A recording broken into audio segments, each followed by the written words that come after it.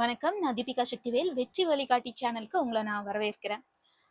Channel content போறதுக்கு முன்னால ஒரு சின்ன மோட்டிவேஷன் வீடியோவோட ஆரம்பிக்கலாம் அப்படின்னு சொல்லிட்டு நான் நினைச்சேன். ஃபர்ஸ்ட் நான் சொல்லிக்க விரும்புறது தி பவர் ஆஃப் கன்சிஸ்டன்சி. கன்சிஸ்டன்சின்னா என்னன்னா, நிலைத்தன்மைன்னு அர்த்தம். உறுதியான நிலைத்தன்மை. ஓகேங்களா? அதாவது ஒரு விஷயம் எடுத்துக்கிட்டோம்னா, அத நம்ம டெய்லி ஃபாலோ பண்றது. அதுக்கு பேர் தான் கன்சிஸ்டன்சி அப்படிங்கிறது அர்த்தம்.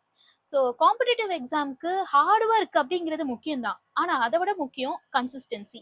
அதுக்கு ஒரு சின்ன ஒரு எக்ஸாம்பிள் பார்க்கலாம். இங்க பாருங்க. ஃபர்ஸ்ட் ஒரு ஸ்டூடெண்ட். ஓகேங்களா? இந்த ஸ்டூடெண்டோட அப்ரோச் என்ன அப்படின்னா பர்ன் அவுட் அப்ரோச். அப்படின்னா டே 1 அப்படி நான் தான் கிங் அப்படிங்கிற மாதிரி புக்ஸ் அங்கிட்டு இங்கிட்டு எடுத்து வச்சு ஒரு 10 மணி நேரம் படிக்கிறாங்க. டே 2 அதே மாதிரி தான் படிக்கிறாங்க. ஆனா இந்த நேரத்துல என்ன ஆகுது அப்படின்னா அப்படி கண்ணெல்லாம் எரியுது, லைட்டா அப்படி தூக்கம் வர்ற மாதிரி இருக்கு. கொஞ்சம் அவங்களுக்கு வந்துட்டு ட்ரபிள் ஆகுது. ஸோ டே 3 டே 3ல அவங்களுக்கு தலைவலியே ஏற்பட்டுருது. ஓகேங்களா? 10 மணி நேரம் யாரா படிப்பா அப்படின்னு சொல்லிட்டு நாளைக்கு படிச்சுக்கலாம்னு சொல்லிட்டு மூடி வச்சிடுறாங்க புக்கை. நாளைக்குங்கிறது வரவே இல்லை. அதே இது என்னன்னா ஸ்டூடெண்ட் 2 இவங்களோட அப்ரோச் என்னன்னா கன்சிஸ்டன்சி அப்ரோச். டே 1 எடுத்துக்கிறாங்க, 3 மணி நேரம் படிக்கிறாங்க. 3 மணி நேரத்துல 2 டாபிக் வந்துட்டு கவர் பண்றாங்க. டே 2 எடுத்துக்கிறாங்க, அதே 3 மணி நேரம் படிக்கிறாங்க, அதே 2 டாபிக் வந்துட்டு கவர் பண்ணிடுறாங்க. டே 3 எடுத்துக்கிறாங்க, 3 டாபிக் கவர் பண்றாங்க. அவங்களுக்கு வந்துட்டு என்ன ஆகுது அப்படின்னா ஸ்பீட் அப் ஆகுது.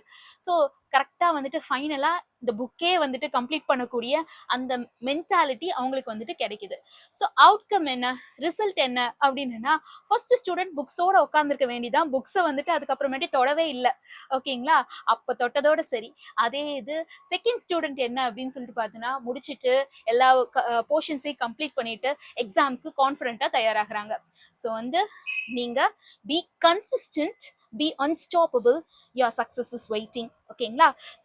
கன்சிஸ்டண்டா இருக்க வேண்டியது ரொம்ப ரொம்ப முக்கியம். ஹார்ட் ஒர்க்கை விட காம்படிட்டிவ் எக்ஸாமுக்கு கன்சிஸ்டண்டா இருக்க வேண்டியது ரொம்ப முக்கியம். தேங்க்யூ. நம்ம சேனலை லைக் பண்ணுங்க, ஷேர் பண்ணுங்க, சப்ஸ்கிரைப் பண்ணுங்க.